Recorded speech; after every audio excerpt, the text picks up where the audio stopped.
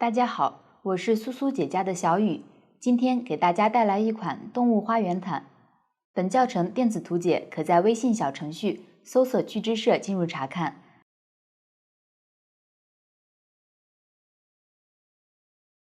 毯子由主体和配饰组成，先进行主体的制作，完成后制作和安装配饰。这里主体分成织片、花片1、花片2、花片3、织片钩边、花片与织片的连接，以及毯子钩边。先进行织片的制作，再钩一圈边，之后分别钩出花片。这里花片的最后一圈需要边钩边拼，各自拼完后再和织片连接，最后沿着边缘钩边。先进行织片的制作，我先讲解一下织片的钩织方法，之后在讲解钩织过程中会遇到的各种情况，大家可以先看我演示，之后再参考图纸进行钩织。我先介绍一下织片钩织的方法。织片采用对角线钩法，来回往返钩织，分成了加针区和减针区，中间通过不断加入新线和换色来勾出对应的图案。下面请看我演示。为了方便观看，这里我用粗线做演示，颜色随机，具体的线材、配色以及钩针的型号，可参考对应产品的详情页和纸质图解。首先锁针起3针，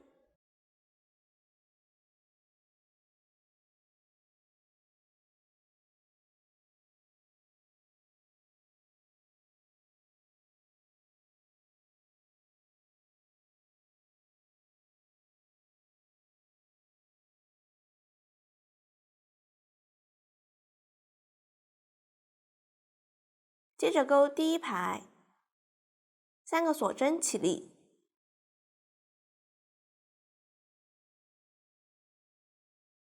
从倒数第4针开始，调锁针上方一根线，依次钩3个长针，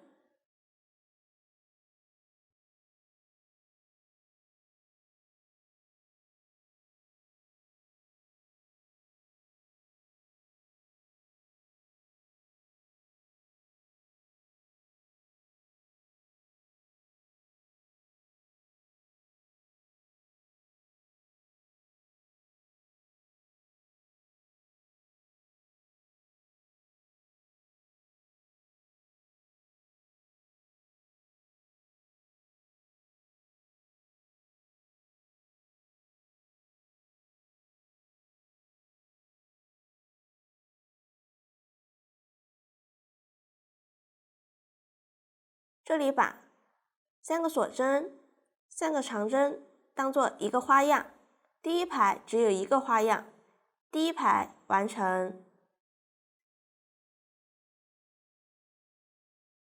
往下钩第2排，首先起针钩3个锁针，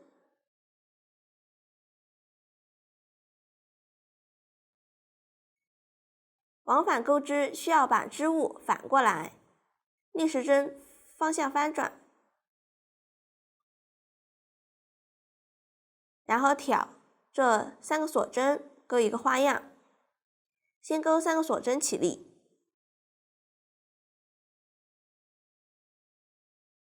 此时是锁针的背面对着自己，调锁针对应的最高位置半针，也就是凸起的小横线上方一根线，一一对应钩3个长针。如果找不准位置，也可以从锁针的正面来数。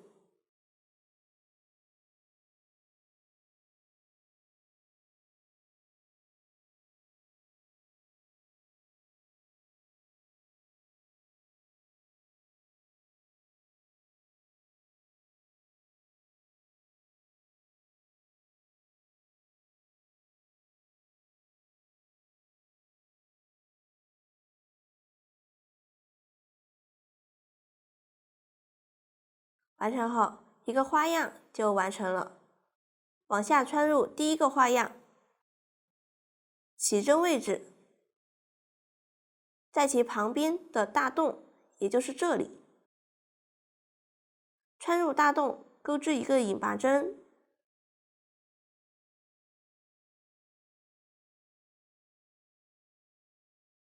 在这里继续钩一个花样，3个锁针起立，挑同一洞眼钩3个长针，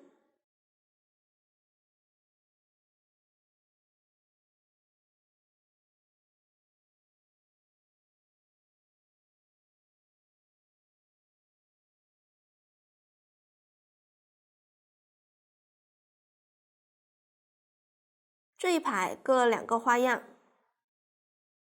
第2排就完成了。接着钩第3排，先起针钩3个锁针，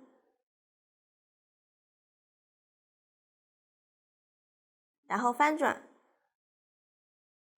挑这3个锁针位置钩一个花样，同样这里是锁针的背面对着自己，挑最高位置半针入针钩织，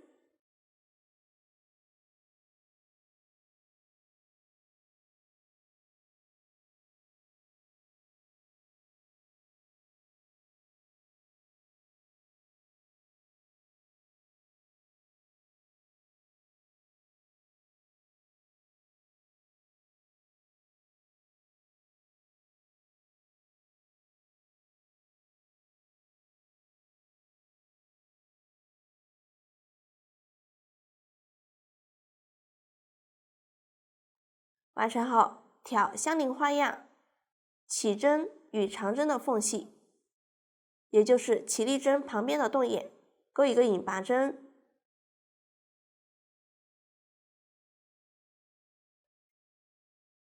然后挑同一个洞眼钩一个花样，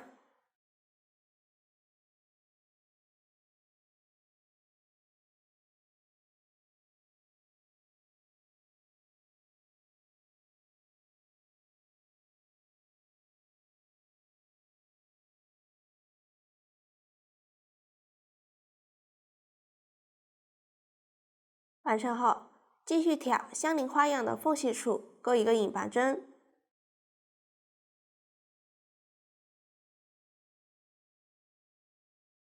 然后在这里钩一个花样，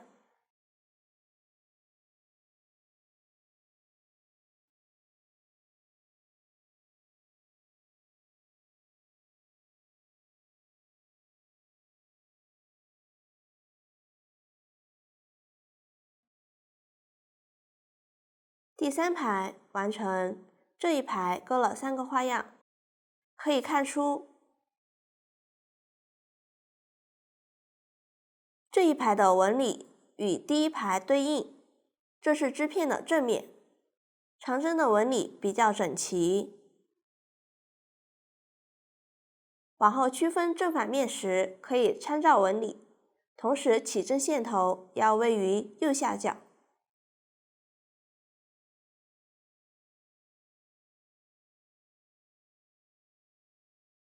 接下来钩第4排，方法与之前一样，先起针，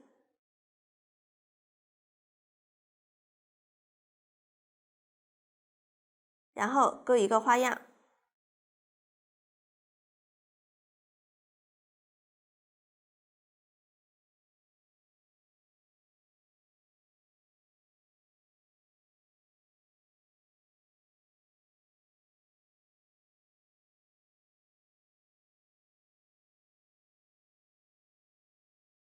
完成后挑相邻花样的缝隙引拔，继续钩第2个花样，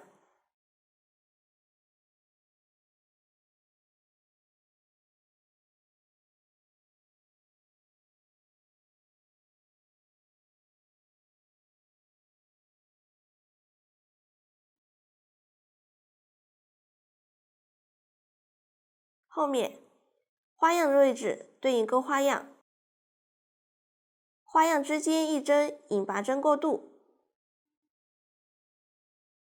继续往下钩织，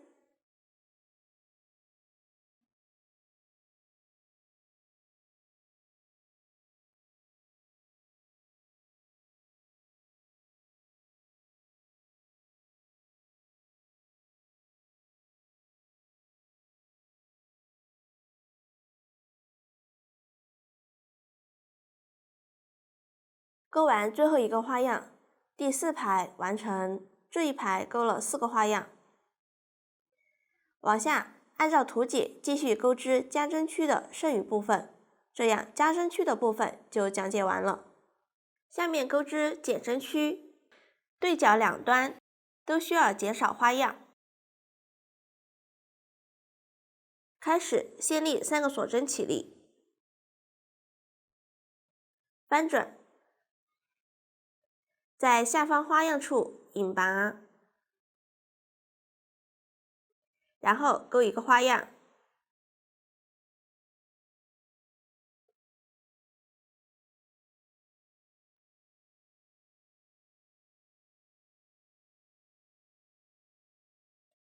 后面继续一一对应钩花样，一直钩到最后一个花样的里侧。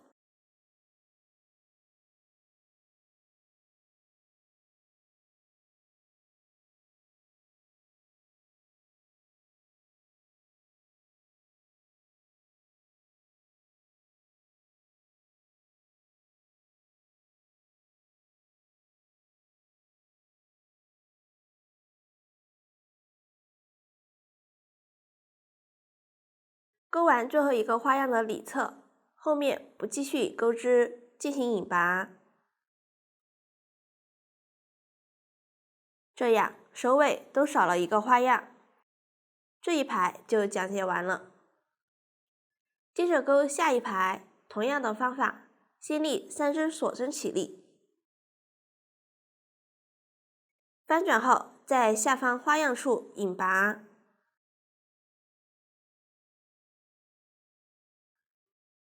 并钩织一个花样。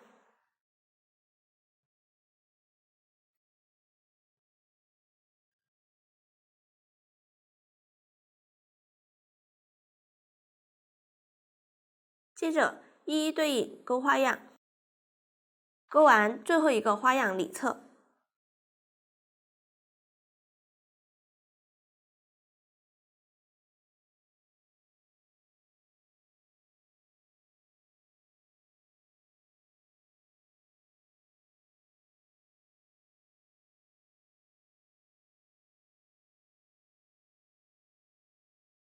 这样这一排就钩好了。往后直接按照前2排的方法继续钩织，一直钩完最后一排。完成后，这里最后一排只有一个花样，钩完后挑相邻花样引拔即可。最后再钩3个锁针，翻转，挑下方花样引拔。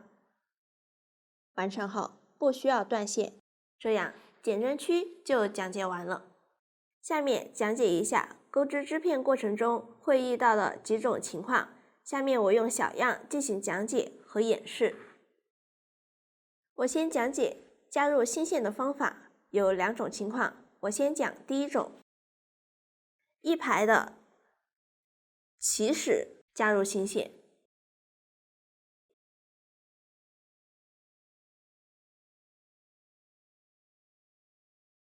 请看演示。上一排边缘花样最后一针完成后，拉到线圈，我们将织片从线圈中穿过，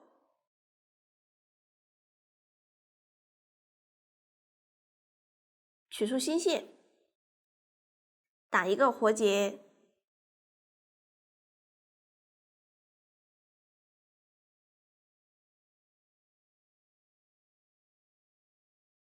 在边缘这个长针针目入针，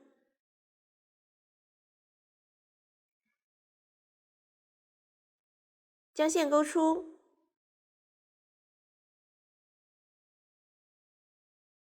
调整线圈大小，用新线起3个锁针，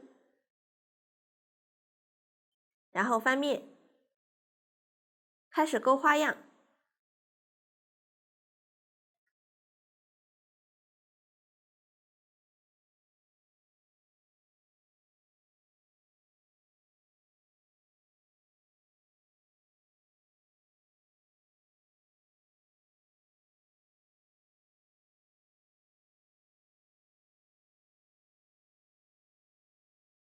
这样边缘换色的情况就讲完了。下面讲第二种，一排之中需要加入新线，请看我演示。我们将正在钩织的线放在整个织片的反面，取出新线，打一个结，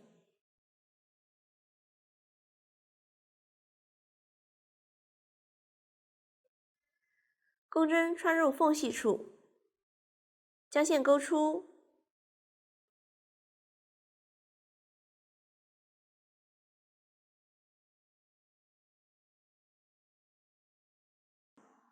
接线的线头放在反面，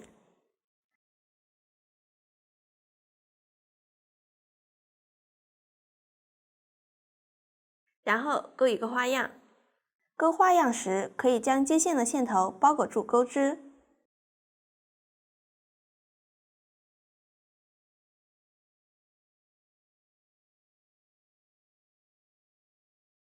这样一排之中加入新线的情况就讲完了。下面演示相邻花样换色需要留线的情况有两种，先讲第一种。在这个色块相邻周围，也就是上方或者左侧，需要用到同色线的情况，请看我演示。这个色块完成后不断线，钩下一排时，用这个线就直接将线拉过来钩织花样即可。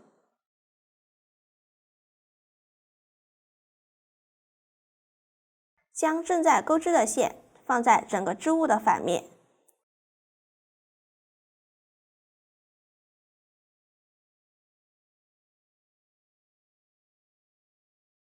上一根线稍微拉紧，拉过来的线不要太紧，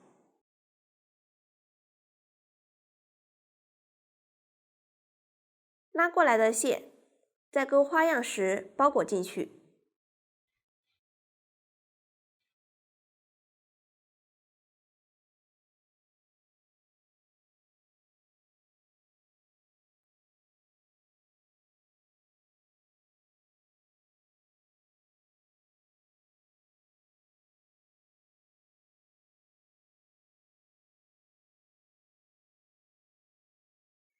这样第一种情况就讲完了。下面讲第二种。这个色块周围不会用到这个颜色的线，但是在左下方间隔一个花样，或者左上方会用到同色线。我们将这个线直接拉过来钩织即可。第二种情况就讲完了，这样相邻花样换色留线的方法就讲完了。下面讲解相邻花样换色不留线的情况。这个色块周围不会用到这个颜色的线，但是在左下方间隔两个花样或以上会用到它。我们可以将线预留15厘米，然后剪断，钩花样时重新接线即可。然后我演示一下断线后藏线头的方法。换色部分，先将线头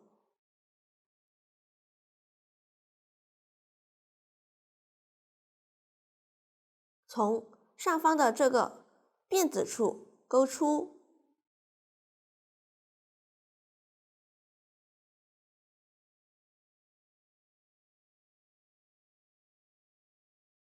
稍微拉紧，这样相当于打了一个结。剩余的线头藏在织物的背面。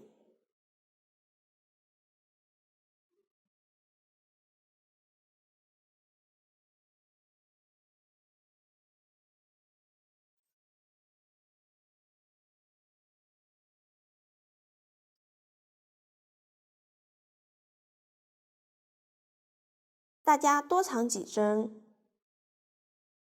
如果想要更加牢固，可以将线头分成2份。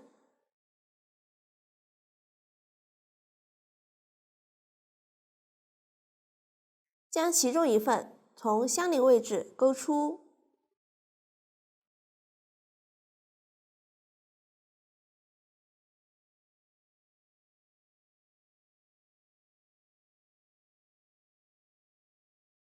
，2个线头打死结，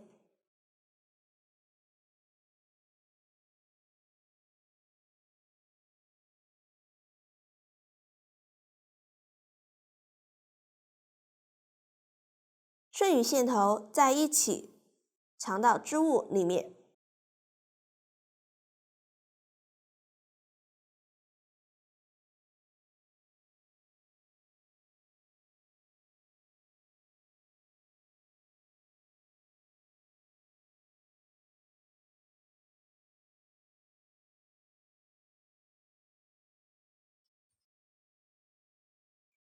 大家多藏几针。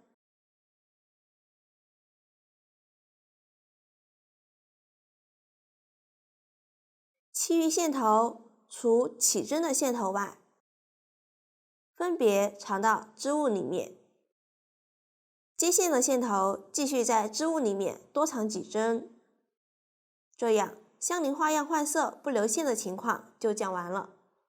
下面讲解一下一排里同色块较远，也就是中间间隔2个花样及以上的情况。为了方便钩织，可以在其中一个区域重新接线。一个线团有2个线头，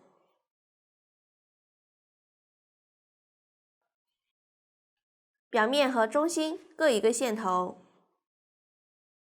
这里遇到只有一团线的颜色时，就使用另一个线头来接线。有多团线的颜色，可以重新使用另一团来接线。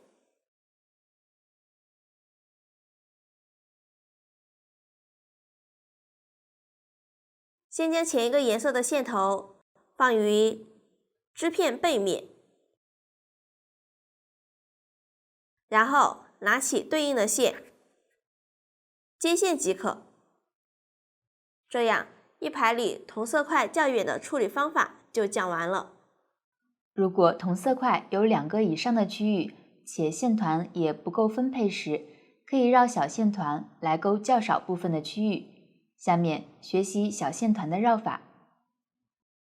这里我教一下大家8字绕线法来绕小线团，有2种情况，一种是从独立的线团中取线进行绕，另一种是线连在织片上。无论哪种，绕的方法都是一样的。首先将线头预留10厘米左右，也可以稍微长一点，这个线头就是后期往外抽的线头。像这样放在左手虎口位置，拇指捏住，然后像这样在手上绕8字。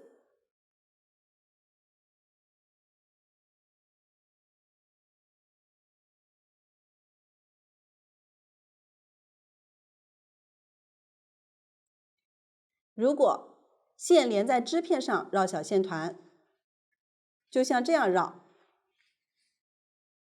注意，这一头的线连在织片上，方便抽线。绕的时候松紧适度。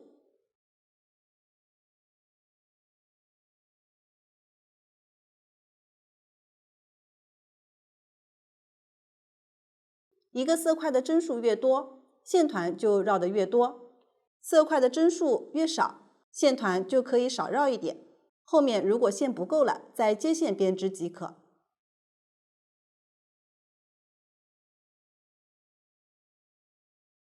大致绕到需要的大小后，预留一节线头剪断，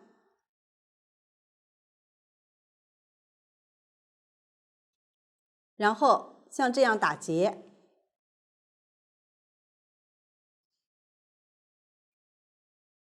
可以先将中间绕几圈固定，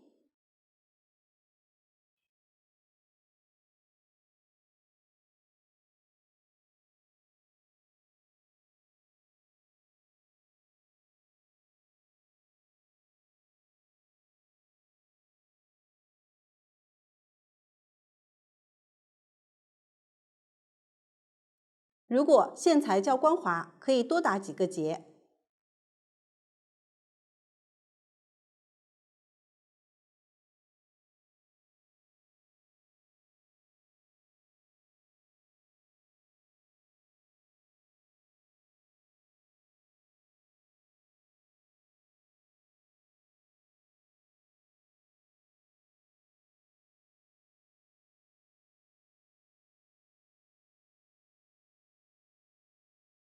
这里的线头如果剩余较长，可以稍微剪短一点。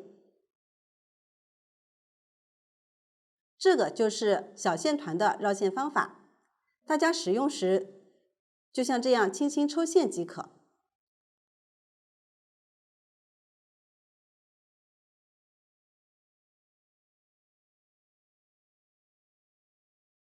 绕小线团的好处就是编织时线相对被固定住了，线团不会滑下来。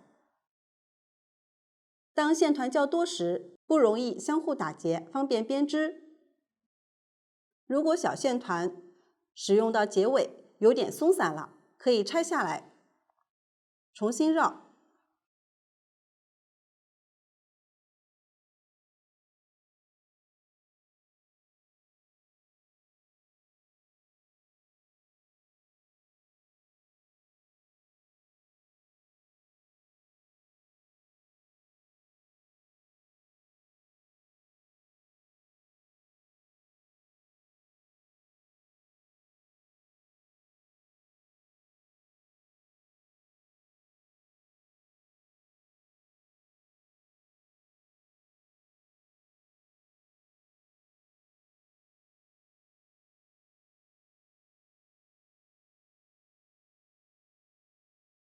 或者如果中途织错了，拆了好多线，也可以将拆的这一段线另外绕成小线团。同样，这里是连着织片的一端。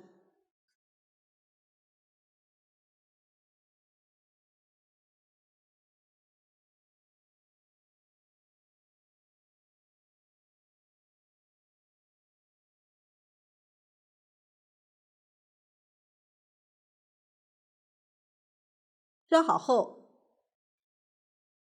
用线将这里固定好。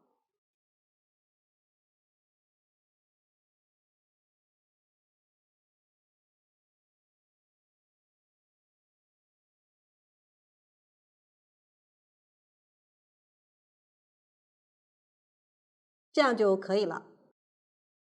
接下来，大家可以根据情况，将开始编织需要的小线团绕好。这样织片就讲解完了，钩完后先不用断线。下面我们来学习花片一的钩法。花片一采用环形起针、逆时针绕圈钩织，请看我演示。首先环形起针，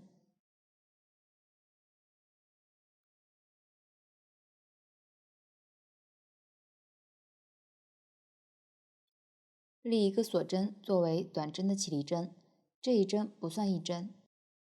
在起针的线圈里钩6个短针，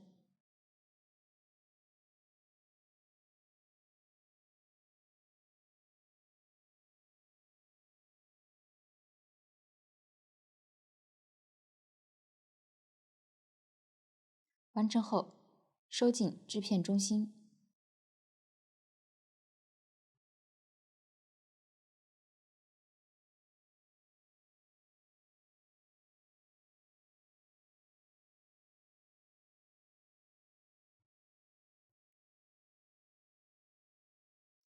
与第一针引拔连接，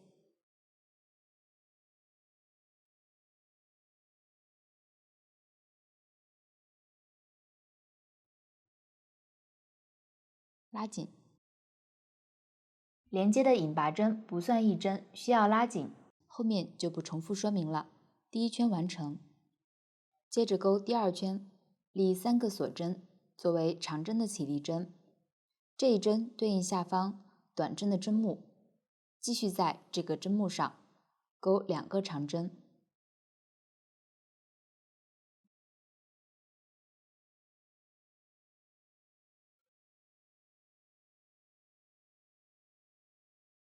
看一下，在一个针目内勾出了3个长针，这个就是长针1针放3针，这一圈就是勾一圈长针1针放3针的。我们再勾一个。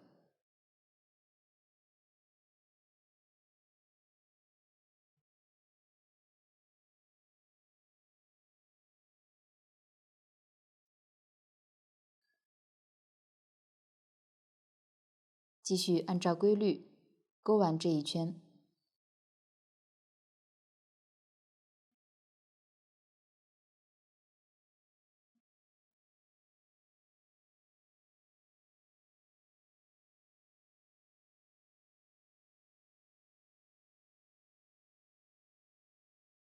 勾完后，在起立针最上方的锁针辫子上调2根线，勾一个引拔针，之后断线。第2圈完成，起针的线圈因为已经收了1圈，可以直接剪断。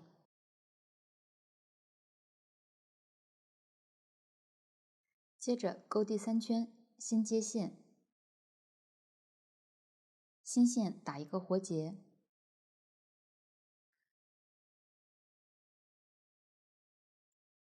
在第2圈引拔针的入针位置勾出线圈，整理线头，一个锁针起立，接着勾一个短针，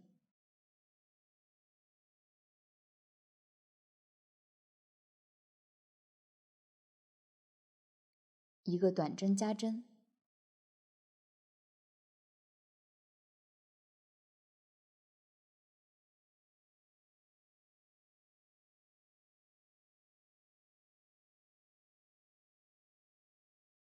一个短针，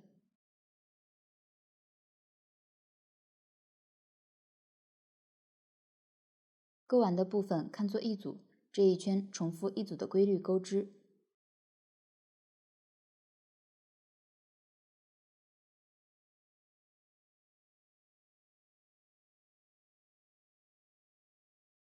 勾完后引拔断线，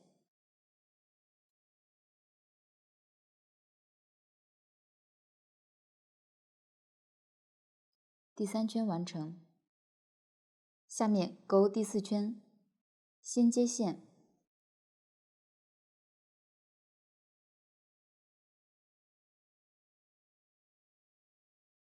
然后勾4个锁针，继续在接线的针目上勾一个长长针5针的爆米花针。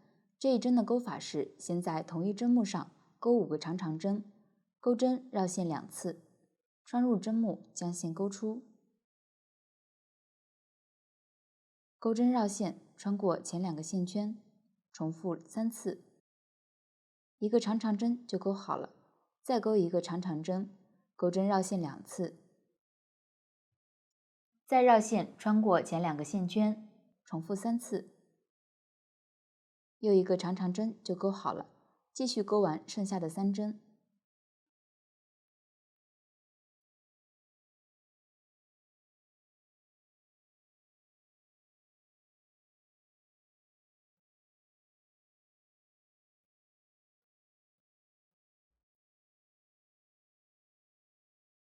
完成后拉大线圈，钩针穿入第1个长长针针目，穿回线圈后将线勾出，勾一个锁针固定，这样一个长长针5针的爆米花针就勾好了。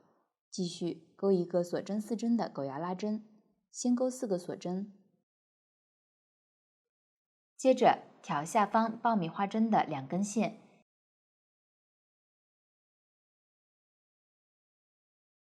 也就是固定的锁针辫子，勾一个引拔针，锁针4针的狗牙拉针就勾好了。再勾4个锁针，之后继续在爆米花针的入针位置勾一个引拔针，再勾8个锁针，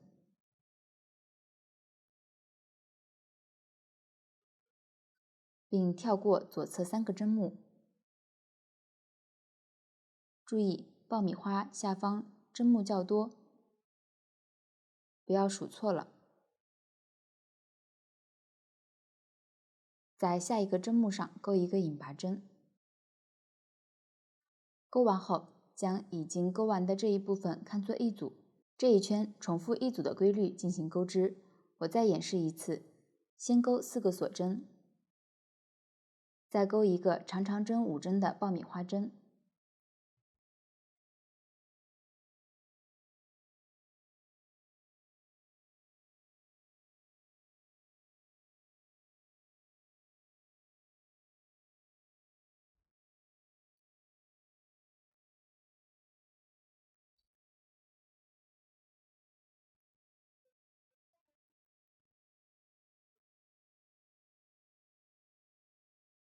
一个锁针4针的狗牙拉针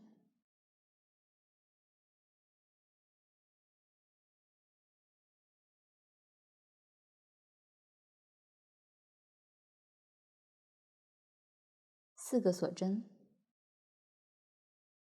一个引拔针，8个锁针，跳过左侧3个针目后，再钩一个引拔针，又一组就钩好了。按照之前的演示和图解，将剩余部分钩完。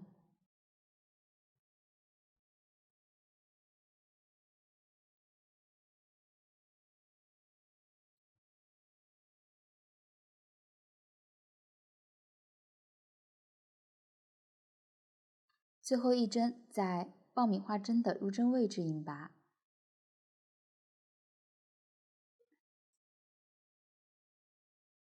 断线，第4圈完成。下面钩第5圈，在第3圈的最后一针针目上接线，也就是上一圈爆米花针入针位置的右侧一针。注意要在第4圈的上方钩这一圈。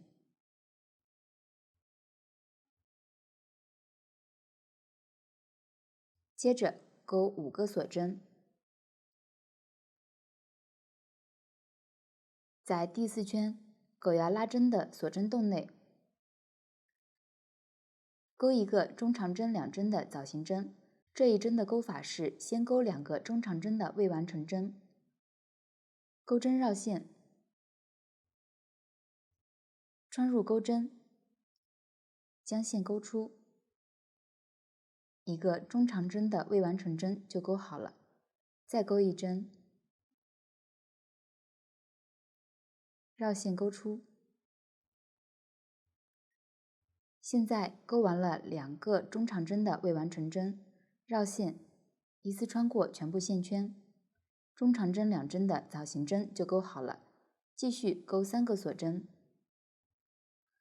狗牙拉针上钩一个长针2针的枣形针，先钩2个长针的未完成针，钩针绕线，穿入钩针，将线钩出，再绕线穿过钩针上的前2个线圈，一个长针的未完成针就钩好了。再钩一针，绕线钩出，穿过钩针上的前2个线圈。现在钩完了2个长针的未完成针，绕线一次穿过全部线圈，长针2针的枣形针就钩好了。继续钩3个锁针，一个中长针2针的枣形针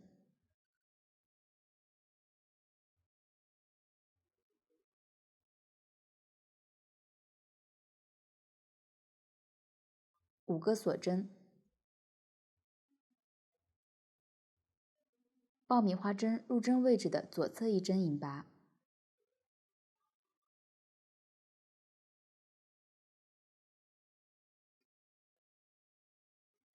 左侧针目再钩2个引拔针，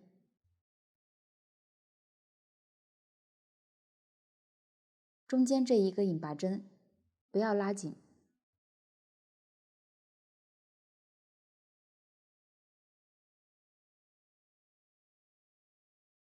将已经钩完的这一部分看作一组，这一圈就是重复一组的钩法，我再演示一次：5个锁针，一个中长针2针的枣形针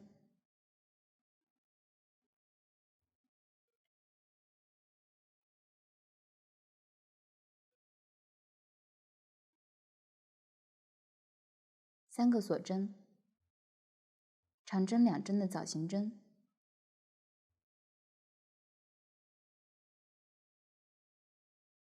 ，3个锁针，一个中长针2针的枣形针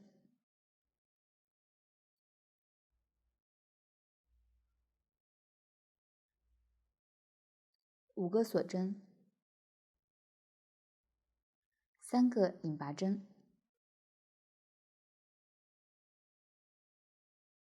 注意中间一个引拔针不要拉紧。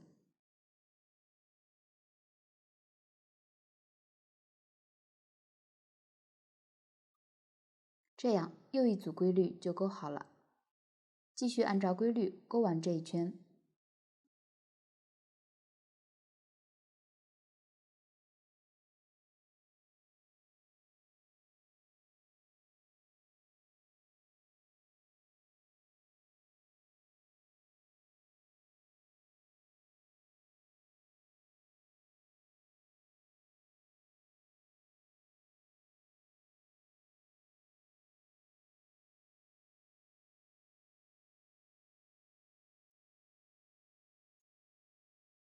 完成后不要断线，第5圈完成，继续钩第6圈，立一个锁针起立。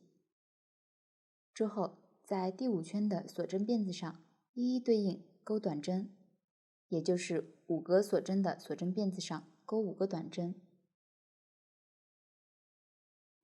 这里可以将之前的线头放到钩针上方一起收起来。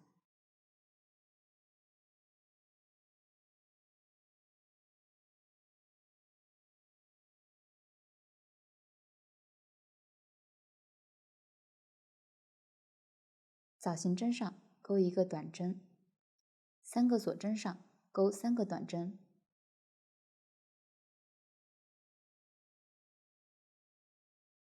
继续往下钩。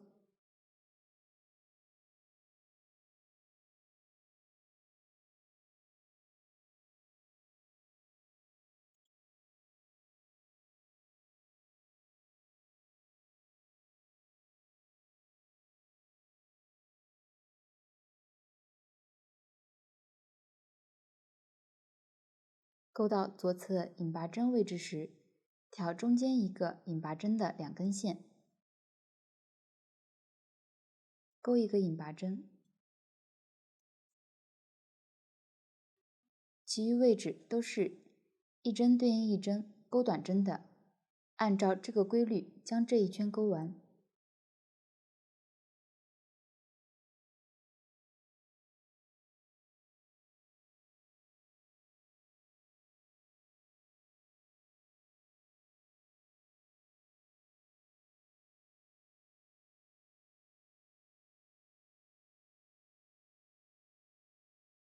钩完后断线。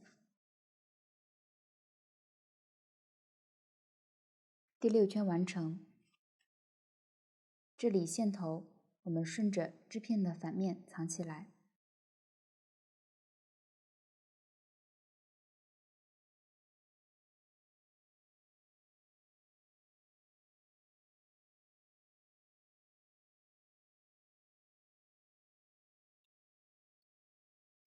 大家可以多藏几针，然后剪断多余的线头，之后遇到像这样单独的线头也可以这样处理。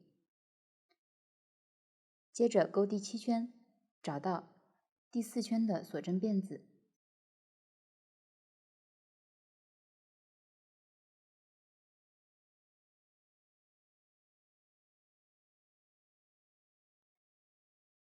在上面接线后钩4个锁针起立，作为长长针的起立针，继续钩2个锁针，挑下方锁针辫子钩一个长长针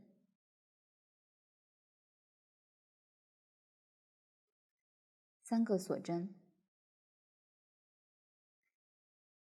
找到第5圈长针2针的枣形针，挑这一针背后的2根线，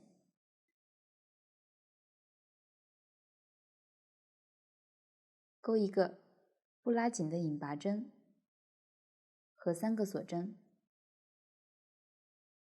已经钩完的这一部分为一组，这一圈重复一组的钩法。我再演示一次。下方第4圈的锁针辫子钩一个长长针，2个锁针，1个长长针，3个锁针。下方第5圈长长针2针的枣形针，挑背面2根线，钩一个不拉紧的引拔针，3个锁针，又一组就钩好了。继续按照规律和图解钩完这一圈。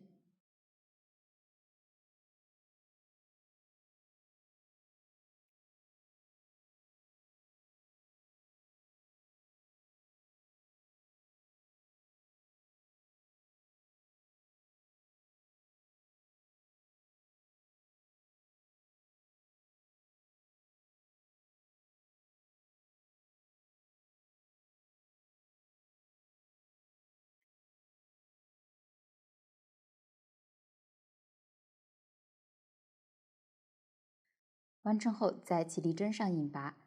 这一圈之后的花片1有不同的配色，需要换色的花片再断线。这里我就不演示换色了。下面钩第8圈，在左侧锁针辫子钩一个引拔针，调节这一圈的线头位置。如果换线，则直接在这个锁针辫子上接线。接着调锁针辫子，钩4个长针，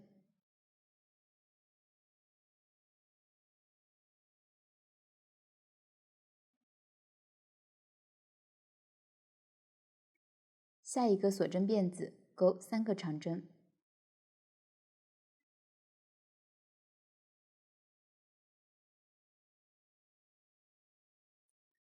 然后调当前这个和左侧一个锁针辫子，钩一个中长针减针，也就是分别钩2个中长针的未完成针。之后绕线依次穿过，中长针减针就钩好了。继续挑这个锁针辫子，钩3个长针。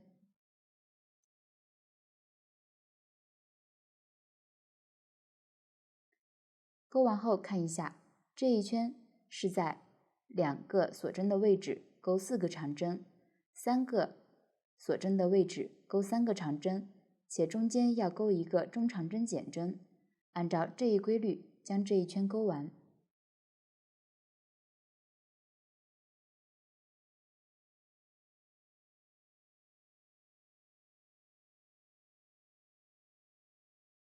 完成后，在起立针上引拔，第8圈完成。继续钩第9圈，先钩一个长针加针，立3个锁针起立，在起立针对应的针目上再钩一个长针，长针加针就钩好了。继续钩2个中长针，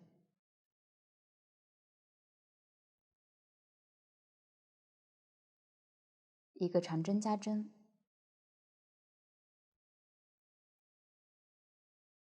，2个长针，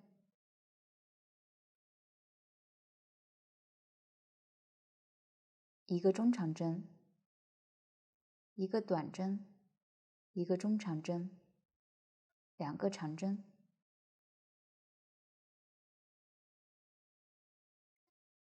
钩完的部分为一组，按照规律和图解钩完这一圈。这里也可以参考上一圈的针法钩织，连续的4个长针上，左右2针上方钩长针加针，中间2针钩中长针，3针长针，中长针减针和3针长针的位置，左右2针钩长针，中间3针钩一个中长针，一个短针，一个中长针。参考下方针法钩之后，整体会简单一些。继续往下钩。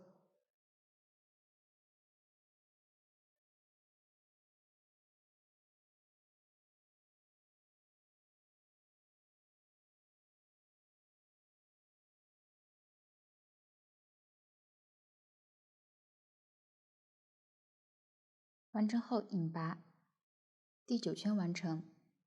下面钩第10圈，立3个锁针起立，接着钩一个中长针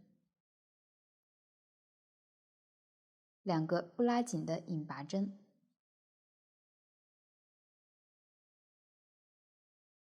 一个中长针，一个长针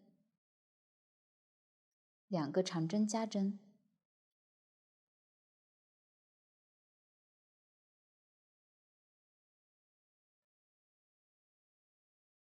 接着在一个针目内钩出一个中长针，一个短针，然后钩一个不拉紧的引拔针，继续在一个针目内钩出一个短针，一个中长针，接着钩2个长针加针。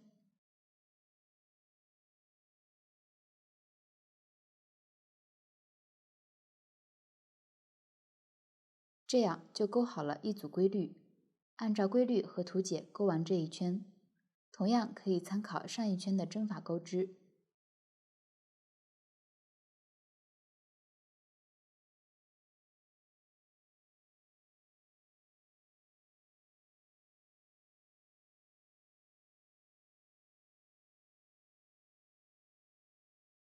完成后引拔，第10圈完成，接着钩第11圈，在左侧中长针背面调2根线，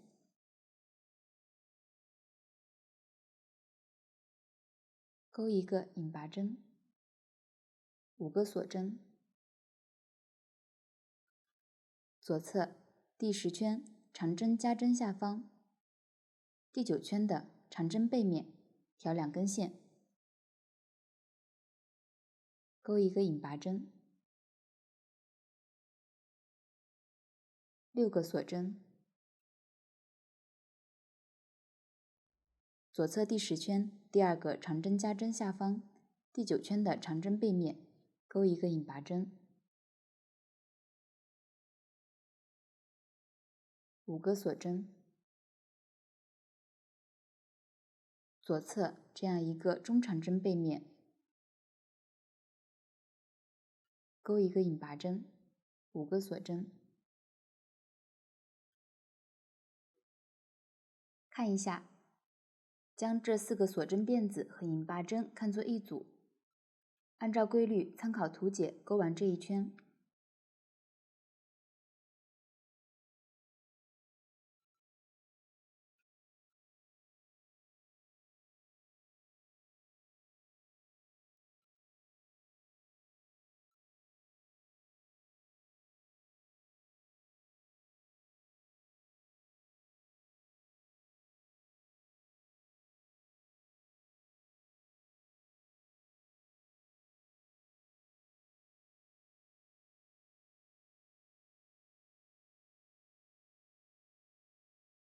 完成后，继续在一开始的中长针背面挑线钩引拔针。第11圈完成，第12圈先调整线头位置，接着在锁针辫子上钩6个长针。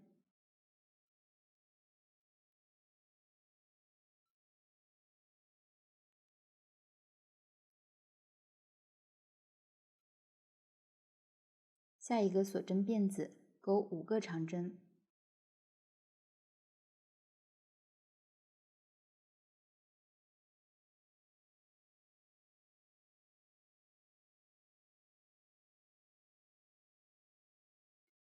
下一个锁针辫子钩6个长针，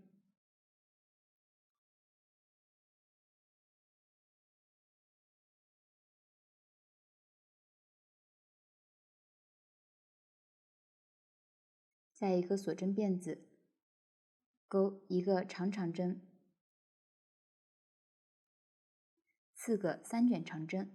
3卷长针的钩法是钩针绕线3次，穿入钩针，将线钩出，绕线穿过钩针上的前2个线圈，重复4次，3卷长针就钩好了，再钩3针。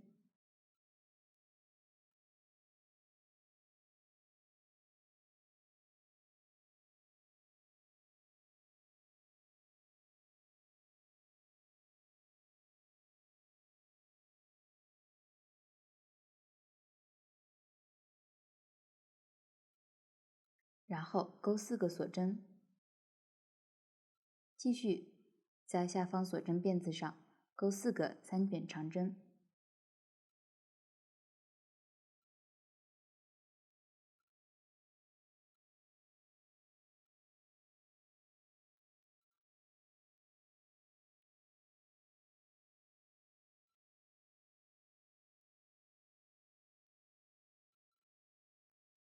一个长长针，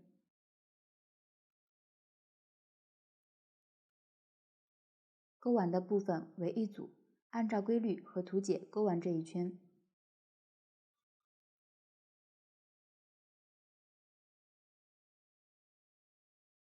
完成后引拔，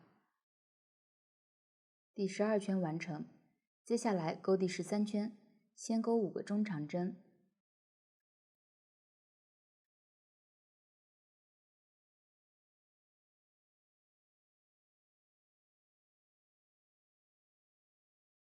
接着挑下方第10圈，也就是这样花瓣形状的位置，右侧一个长针加针，右侧一针的背面一根线，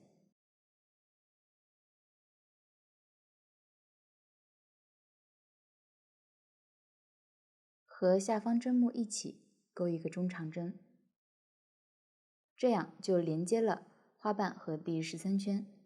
继续钩5个中长针，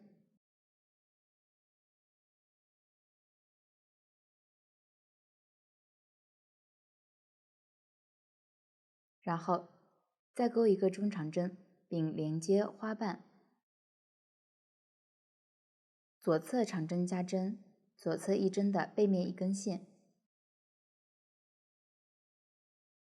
挑起一根线和下方针目一起钩一个中长针，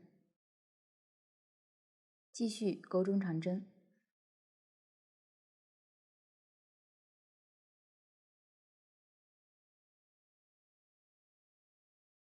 看一下这一条边实际上就是一一对应钩中长针，只是钩织时需要连接第10圈。钩到角的位置，挑锁针辫子钩2个中长针，3个锁针和2个中长针。下面对照图纸将剩余部分钩完。下面来学习花片1的拼接，这里是已经钩完了12圈的花片1，并钩到了一侧角的位置前。继续在锁针辫子上钩2个中长针，一个锁针，接着拉大线圈，找到另一个花片角的锁针辫子，穿入中间一个锁针辫子，钩出线圈后钩一个锁针，这一个锁针就和花片1的一个锁针连接起来了。继续钩一个锁针，2个中长针，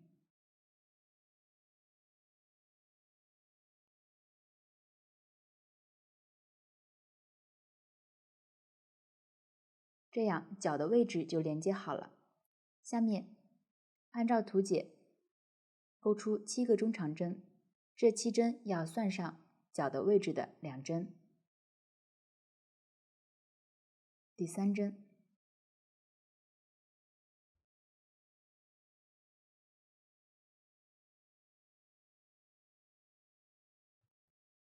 钩完后拉大线圈，需要连接的花片同样数7针。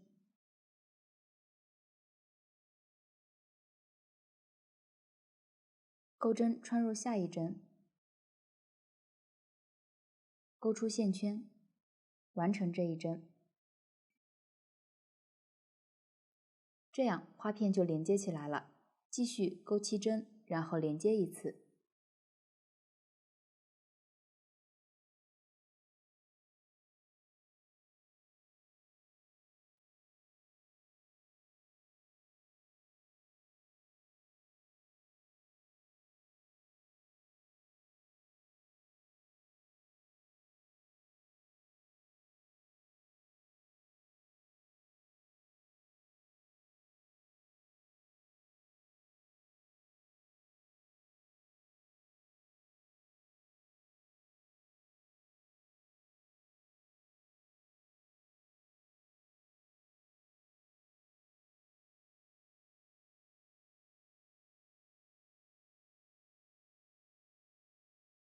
花片都是钩7针连接一次的，因为钩织的是花片1，所以连接的这一针钩织花片1对应的针法。其他花片之间的连接也是像这样，角的中间一个锁针连接一次，之后间隔7针连接一次，继续拼完这一条边。